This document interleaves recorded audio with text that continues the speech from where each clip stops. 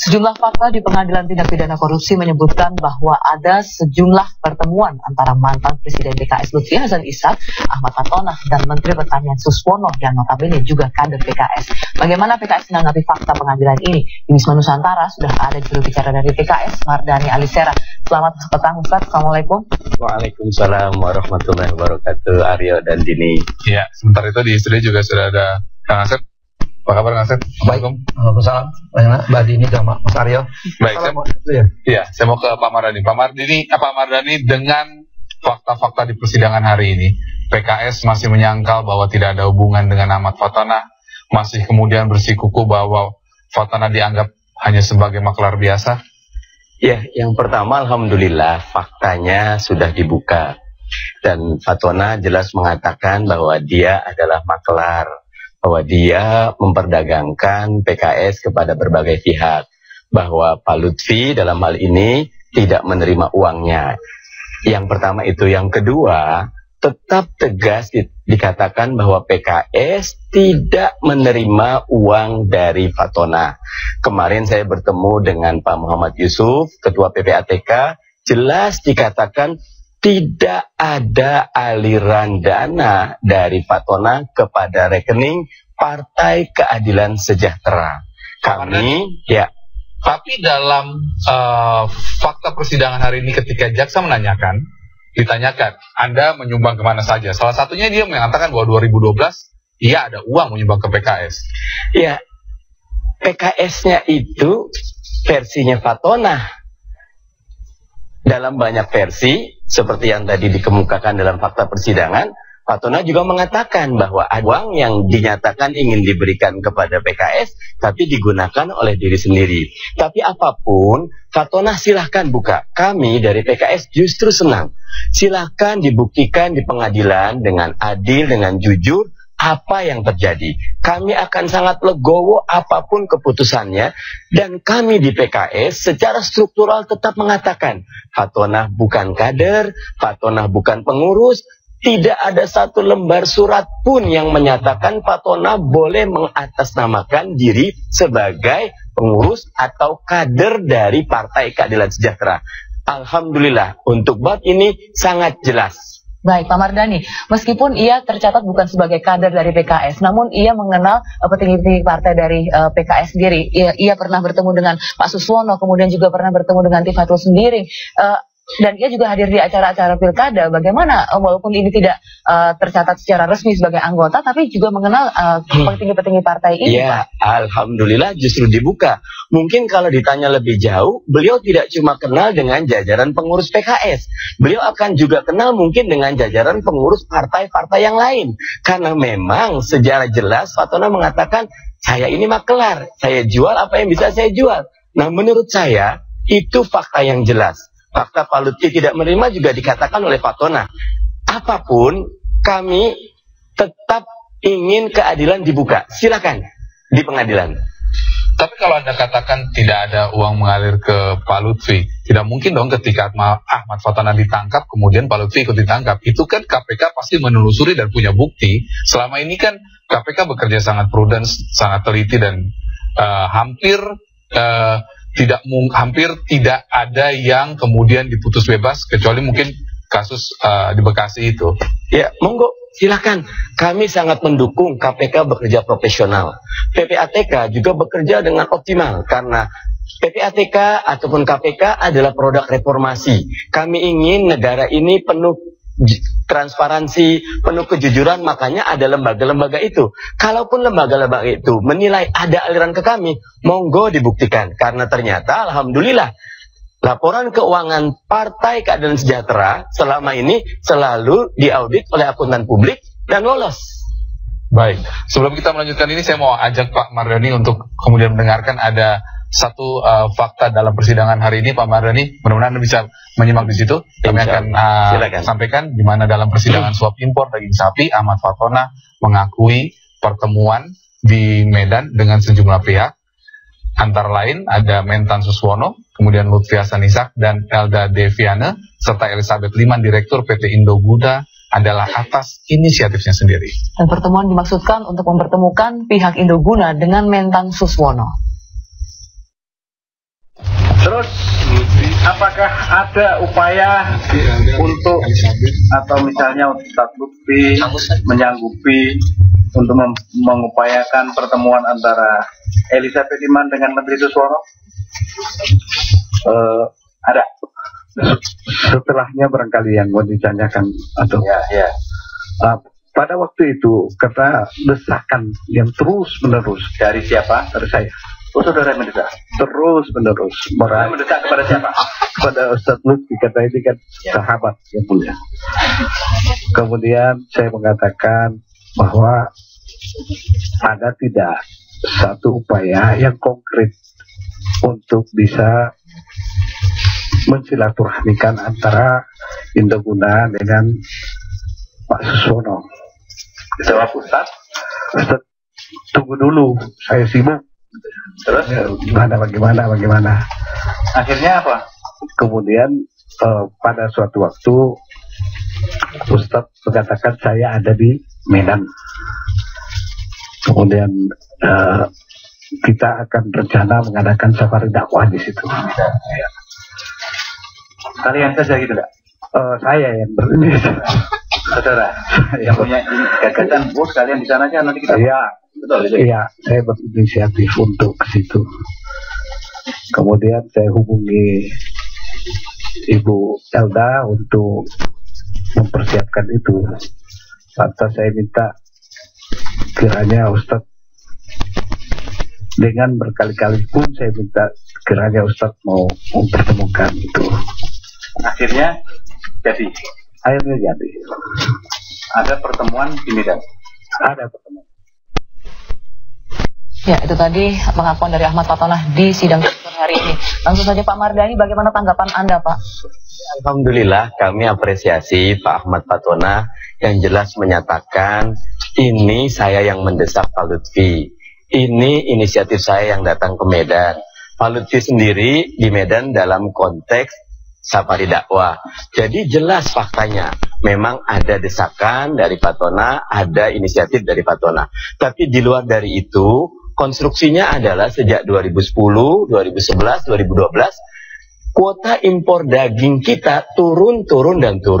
Menteri Pertanian Suswono sudah menegaskan 0% kuota pada 2014 karena menginginkan swasembada daging. Nah, karena itu kalau kuotanya turun terus, dinisbatkan ke PKS menjual fee, sepertinya konstruksi ini bertentangan dengan akal sehat. Makanya sekali lagi silahkan, fakta dibuktikan di pengadilan, Pak Fatonah, ibu siapa atau siapapun, buka itu semuanya di pengadilan. Kami alhamdulillah di PKS selalu berusaha menjalankan partai sesuai anggaran dasar, anggaran rumah tangga. Kalau ada personal yang kenal, maka itu tanggung jawab pribadi masing-masing personal. Karena dalam Islam tegas, setiap orang bertanggung jawab terhadap apa yang dilakukannya. Dan kami mendukung penegakan hukum yang adil, yang tulus, yang jelas, yang transparan dalam bab ini. Monggo dibuka sepenuhnya di pengadilan. Ya, Pak Asep, ini sudah ada pengakuan dari Ahmad Fatonah dalam pengadilan Tipikor hari ini. Kemudian Pak Suswono, Mentan pun juga sudah mengakui 3 kali bertemu dengan Fatonah, Pak. Kalau Anda dari kacamata sebagai pengamat hukum, Pak, bagaimana ini pendapat Anda? Tapi nanti ya Pak, ya, kita supaya bisa panjang diskusinya, kita harus sudah terlebih dahulu. Kita kembali sesaat lagi.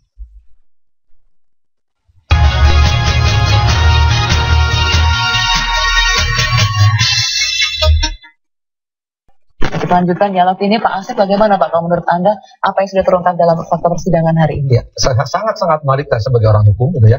Ada fakta-fakta yang diungkap di persidangan maupun pernyataan-pernyataan dari PKS maupun orang-orang yang kita baca di media gitu kan. Nah, menurut Pak cek dari jadi fakta hukum, rangkaian satu sama lain sehingga jadi peristiwa hukum dan itu harus dibuktikan nanti di depan hukum. Ya. Pertanyaan pertama, siapa itu Fatonah? Dari mana dapat duit? Kemana itu duit? Nah, tadi Pak Mardhani dan teman-teman lain mengatakan kan, dia bukan kader, bukan anggota, bukan siapa-siapa di partai keadilan. Tapi kalau yang menarik itu bukan kebetulan. Pak Fatonah pernah ketemu di Lembang sama Ustadz Ilmi, ketemu di Medan, Makassar, Takalar, gitu kan? Ada apa gitu kan, tidak berkali-kali. Lebih enak lagi kan ketika kita mendengar penjelasan Ayu Azhari kan, saya pernah ketemu di kontak untuk ada. Nah, tambah lagi, Pak Fatonah juga beberapa kali ke kantor DPP PKS gitu kan. Ini menarik yang harus dibuka gitu. Ada apa ini gitu kok? kalau dia bukan kader, bukan simpatisan, bukan anggota, tapi sering bertemu dengan petinggi-petinggi. Itu bukan kelas rendah loh, petinggi majelis suro, presiden, bahkan dengan presidennya PKS sekarang kan pernah mau jual beli tanah kan. Loh, setingkat Ahmad Fatona kalau bukan apa-apa kok bisa berhubungan dengan orang-orang petinggi PKS. Dan ini menarik secara hukum, baru satu, tapi KPK udah punya data kok. Harus digali, ini ada apa kepentingan apa, Fatona di situ. Apalagi hari ini kita dapat penjelasan bahwa Fatona telah memberikan uang untuk partai PKS gitu. Nah ini harus digali, terlepas dari itu versi Ahmad Fatona, ya, satu saksi bukan saksi.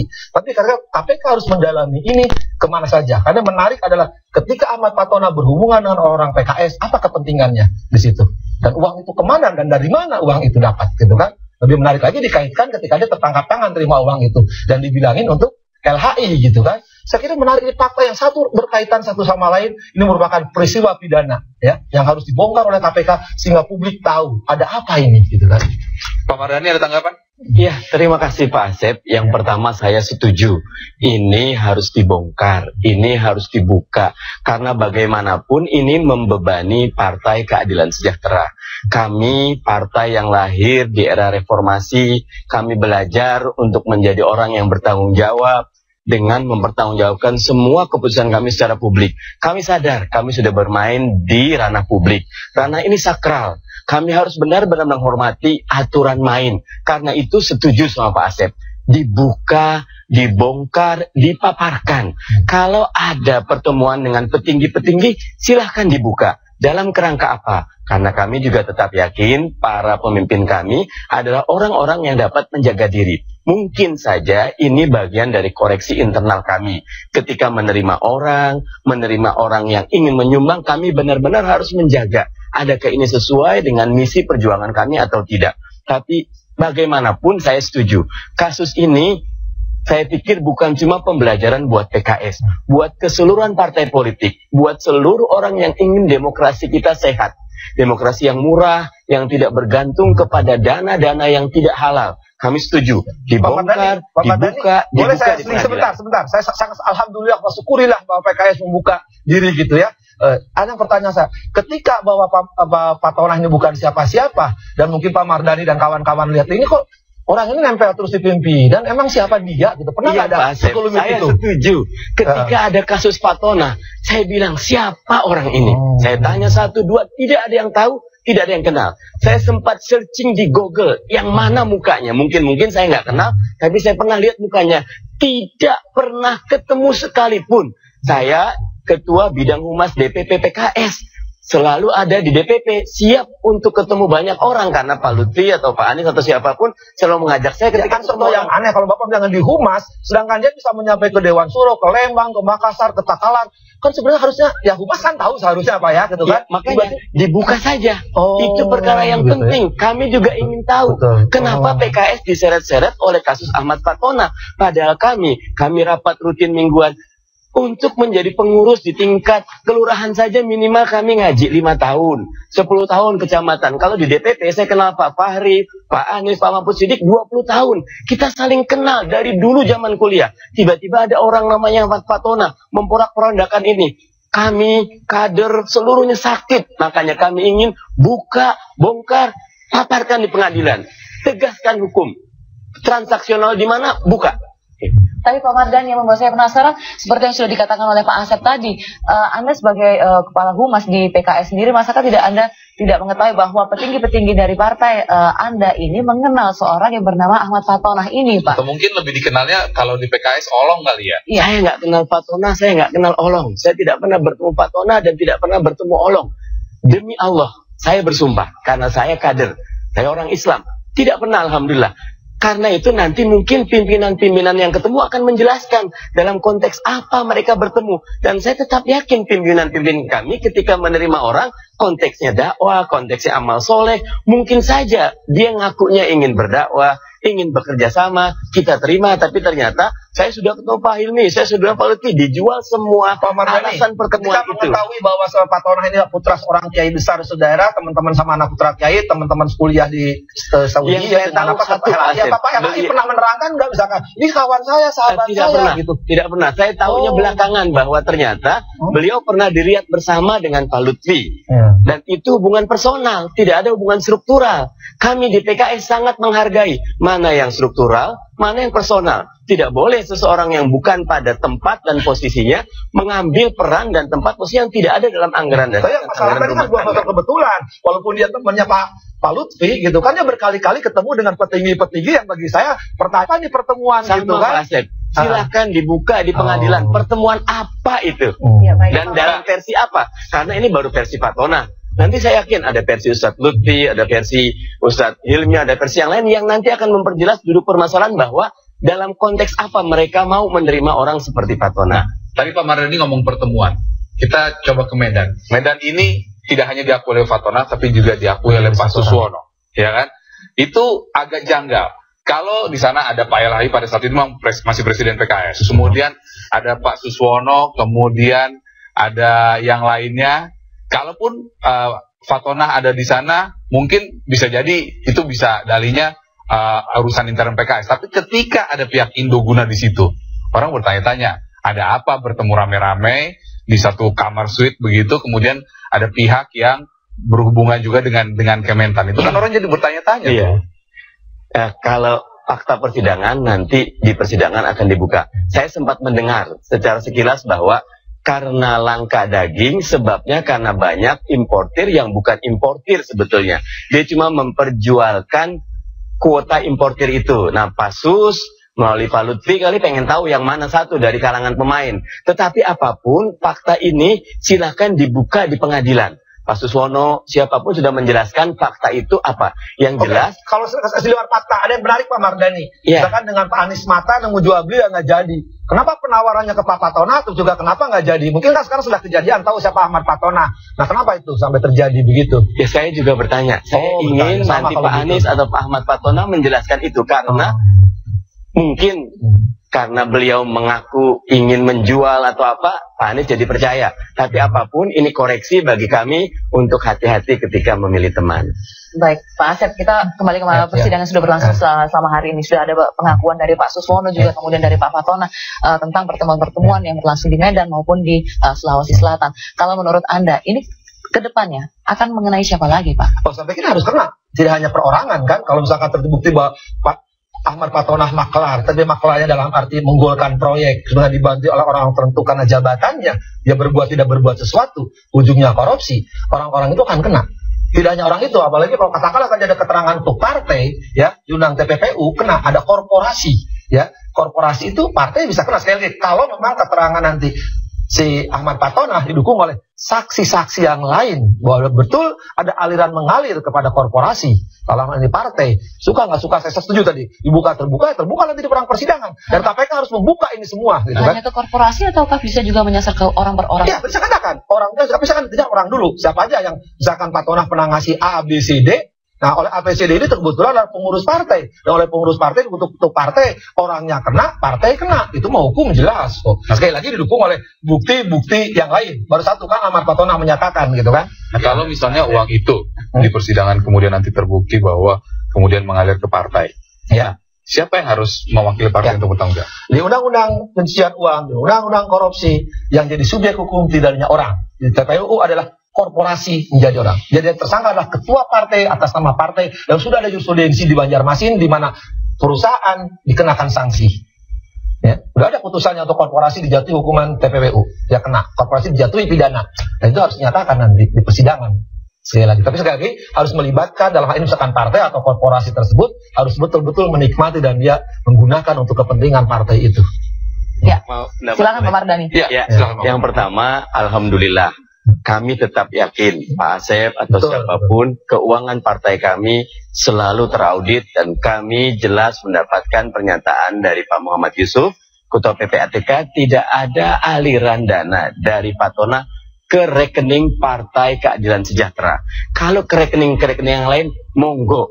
dibuka, dibongkar, diperlihatkan. Dengan tidak adanya rekening ke Partai Keadilan Sejahtera, kami yakin kami tetap sebagai partai politik yang mengikut kepada aturan yang ada dalam Undang-Undang Partai Politik. Dan karena itu kami siap untuk bekerja sama dengan KPK atau PPATK untuk membongkar kasus ini. Karena kami pun sangat dirugikan dengan persepsi yang berkembang. Ya, Pak Mardhani, sesiap apakah PKS ini kemudian akan bekerja sama dengan KPK dengan untuk membuka secara luas kasus ini? Mengingat kemarin masalah penyitaan mobil saja ini bisa jadi keributan antara PKS dan KPK. Apa yang tidak siap? Pak Hilmi dipanggil hari Selasa. Pak Hilmi itu, Ustadz Hilmi buat kami bukan pimpinan partai, bukan ketua majelis syuro semata. Beliau guru kehidupan kami. Rasa sakit kader terhadap dipanggil Ustadz Hilmi luar biasa. Tapi kami tahu itu urusan dalaman personal kami. Kami tetap ingin hukum ditegakkan. Silahkan, Selasa dipanggil, Kamis dipanggil, monggo. Pak Lutfi diambil tanpa ada alasan yang jelas, tapi surat-suratnya jelas. Saya yang terima KPK, monggo diambil. Kalau kasus penyitaan mobil, ada prosedur. Dan kami yakin dengan persepsi kami. Ketika ternyata KPK datang lagi dengan baik, saya lagi yang terima. Ada surat tugas, ada surat penyitaan, ada surat penyidikan, macam-macam. Berjalan dengan lancar.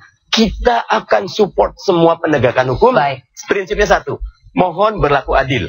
Kenapa terus-menerus perkara ini kami apresiasi KPK untuk membuka perkara ini, tapi kami juga berharap perkara-perkara yang lain dibuka seintensif dan sefokus ini karena rakyat juga menunggu semuanya.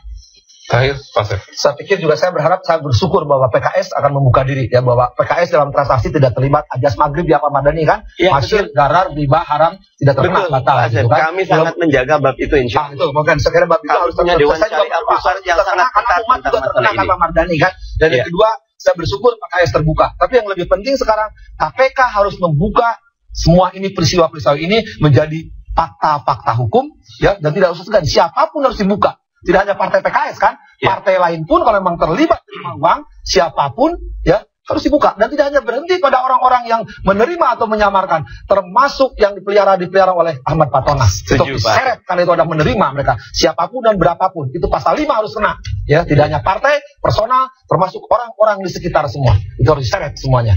Baik, terima kasih Kang Asep sama-sama bersama kami. Pak Mardhani? Ya, walaupun ada titip satu, kami tetap ingin agar hukum ditegakkan dengan adil, tapi tidak dengan arogansi, tidak dengan pendekatan kekuasaan. Jalani itu dengan pendekatan cinta, penuh kasih sayang, karena Pak Mardhani, kalau KPK betul arogansi, saya yang pertama akan menghajar KPK. Saya minta itu, saya catat saya pertama yang orang pertama menghajar KPK kalau KPK arogansi. Tapi kalau sebaliknya KPK benar, saya yakin rakyat 100% ada di belakang KPK. Begitu juga KPK. PKS terbukalah semua ini, jangan ada dusta di antara kita. Sepenuhnya Pak. Mardhani juga nanti. Ya, sama-sama. Agar temennya sama-sama teman-temannya. Sama apa Mardhani? Temannya hajar aja Pak Mardhani. Baik. Terima kasih Pak Mardhani. Dan kabar masih akan berlanjut dengan informasi. Hingga kini warga Muara Baru tetap bersikeras untuk menolak direlokasi untuk normalisasi waduk fluid. Informasi selengkapnya saat ini.